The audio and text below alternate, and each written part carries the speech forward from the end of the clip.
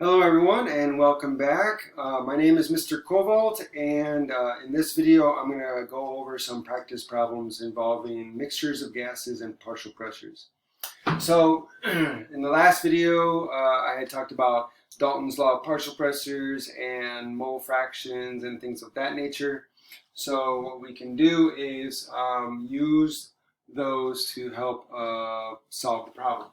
So in problem number one, you're told you have a 1.00 liter mixture of helium, neon, and argon as a total pressure has a total pressure of 662 millimeters of mercury at 298 Kelvin. If the partial pressure of helium is 341 millimeters mercury and the partial pressure of neon is 112 millimeters mercury, what mass of argon is present in the mixture? So, since they're giving us pressures of different gases in the mixture, we should be thinking about Dalton's law. And then we can, right away, if it's a mixture, we're honing in on, in particular, argon. So they want the mass of argon.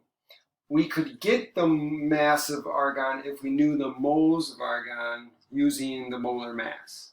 Right, so we would need moles of argon. And we could get moles of argon if we knew the partial pressure of argon, right? So if we knew the partial pressure due to argon, we could plug that into the ideal gas law, and that would give us moles. We could solve for moles because they gave us temperature, and they also gave us volume, okay? But we need to get the partial pressure of argon. So we could use Dalton's law of partial pressures that the total pressure, right, the total pressure is equal to the pressures of the others, right? So if we subtract out the pressures of the others, so the 662,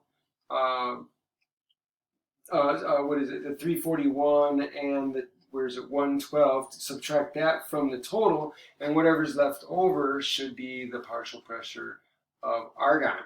So if we take, so that's going to be the total pressure is equal to the pressure due to argon plus the pressure due to helium plus the pressure due to neon. So if we subtract these out, right, so then the partial pressure of argon is going to be equal to, so the pressure due to argon is going to be equal to the pressure, the total pressure minus the pressure due to helium minus the pressure due to neon. So all we did was subtract on both sides.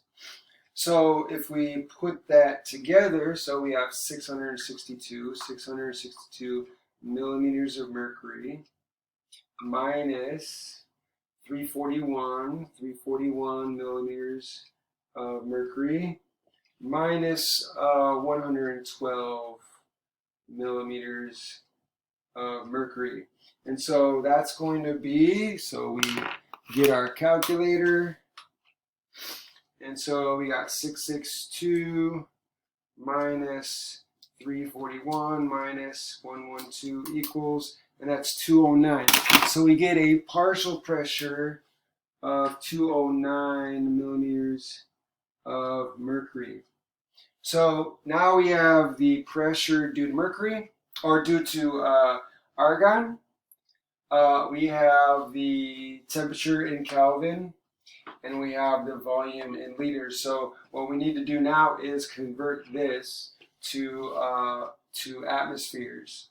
So and to double check our units here, or to double check our sig figs, remember when you're adding and subtracting the least number of decimal places. So all of these have 0 decimal places, so you can only have 0 decimal places. So this is good. So now we're going to take the 209 millimeters of mercury over 1. We're going to use our 1 atmosphere is equal to 760 millimeters of mercury to convert. So 760 millimeters of mercury goes on the bottom to cancel out with the top. 1 atmosphere goes on top. So millimeters of mercury cancel out. And so we can calculate what the atmospheres are. So 209 divided by 760 equals, and we get 0.275. So that's going to equal 0.275 atmospheres.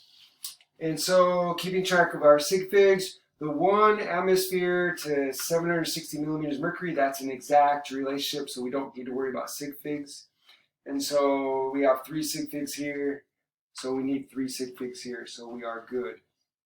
Okay, now that we have atmospheres, we have liters, and we have Kelvin. So now we're going to plug all of that into our ideal gas law, and we're going to solve for moles. So moles of argon is going to be equal to PV over RT. So I solved the ideal gas law. So remind yourselves, PV equals nRT is the ideal gas law. So I solved for moles.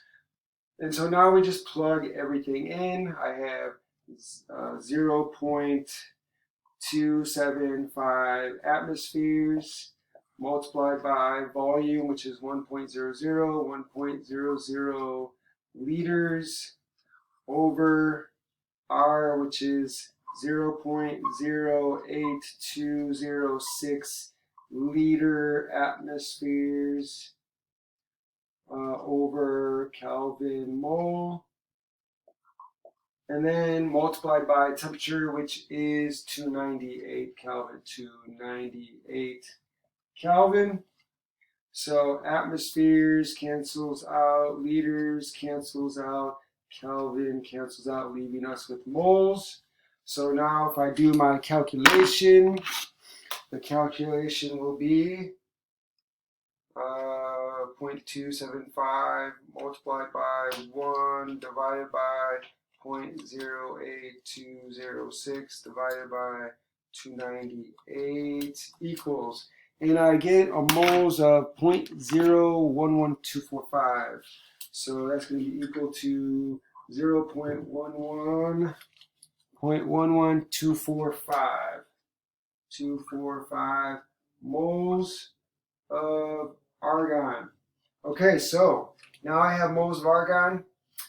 Keep track of sig figs. So I have 3 here, 3 here, 4 here, 3 here. So the least number is 3. So my last digit that's significant is the 2. But they want the mass of argon. So I'm going to have to take moles and multiply that by the molar mass. Use molar mass as a conversion to convert moles to mass.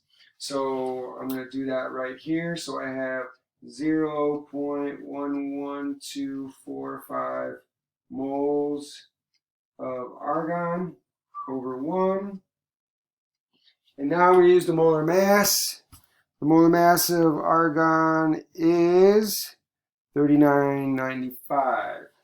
So I'm going to use, so moles is going on the bottom, 1 mole of argon on the bottom, and I have, what is it, 3995. So 39.95 grams of argon on top. So moles of argon cancel out. So now if I calculate this, so again, 0.11245 times 39.95 equals, and I get 4.492. So I'll write that up here. So I get 4.492 grams of argon, keeping track of my sig figs. So remember, I'm only allowed 2 sig figs here, or 3 sig figs, 1, 1, 2. So 3 here, 4 here, so Lee's number is 3. So I'm going to cut it off at the 9. So 4.49 grams of argon. And so that's how you solve this problem. Okay, so what about this one? So here we have the same idea. I'll deal with this problem in the next video, but I hope this was helpful. If you if you like this video, like it, share it with your friends. Subscribe to the channel, hit the notification bell so you can get notified of any videos I have, and make a comment in the comment section. Let me know what you think, and if you have any questions. Stay tuned for the next video where I will go over this problem. Thank you very much, and I'll see you next time.